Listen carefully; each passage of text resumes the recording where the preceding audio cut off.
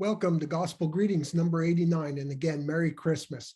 Last week we discussed Jesus coming near and bringing peace from Isaiah 9:6. For unto us a child is born, and unto us a son is given. Do you remember this? Wonderful Counselor, Mighty God, Everlasting Father, Prince of Peace. The one who was given now gives to us too. He gives us his very own peace. This week's message is from a bumper sticker. Wise men still seek him. And it includes a warning from Matthew chapter 2. After Jesus was born, wise men came to Jerusalem and asked King Herod, "Where is he who has been born King of the Jews? We've seen his star and have come to worship him." When Herod heard this, he was troubled, and he gathered the religious leaders together and asked, "Where is the Messiah supposed to be born?" And they said, "In Bethlehem."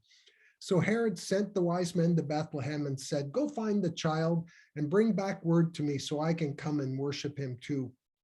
They left, and the star went before him till it stood over where Jesus was. When they saw Jesus, they fell down and worshiped him, giving gifts of gold, frankincense, and myrrh.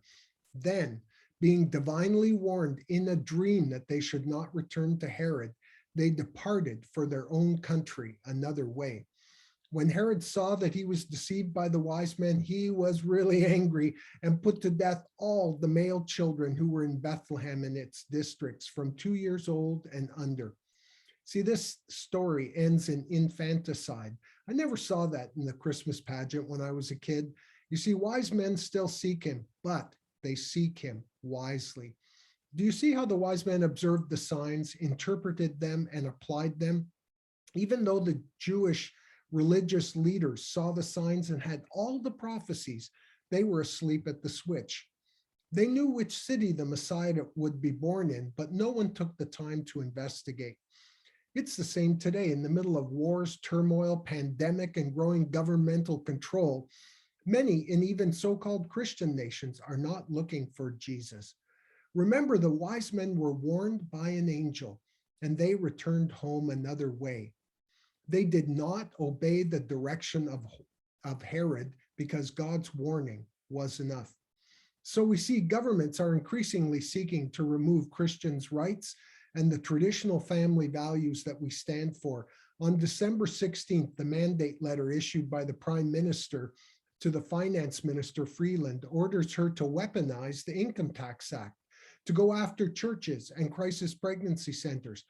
The directive says to her, introduce amendments to the Income Tax Act to make anti-abortion organizations that provide what they call dishonest counseling to pregnant women about their rights and options ineligible for charitable status. Did you hear that? They lose charitable status.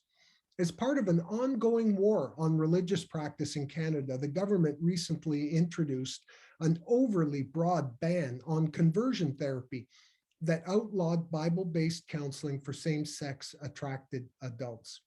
These are more than just signs of things to come. Our Christian life and beliefs are under attack now. We must take action, like the wise men who did not go back to Herod, but went home another way when warned. Don't take this line down. Call or write your MP. I did. Or sign a petition by the Campaign Life Coalition at the link provided in the email. I also did that. We must not obey Herod when we know that death will be the result. Will you be one of the wise men that seek him wisely?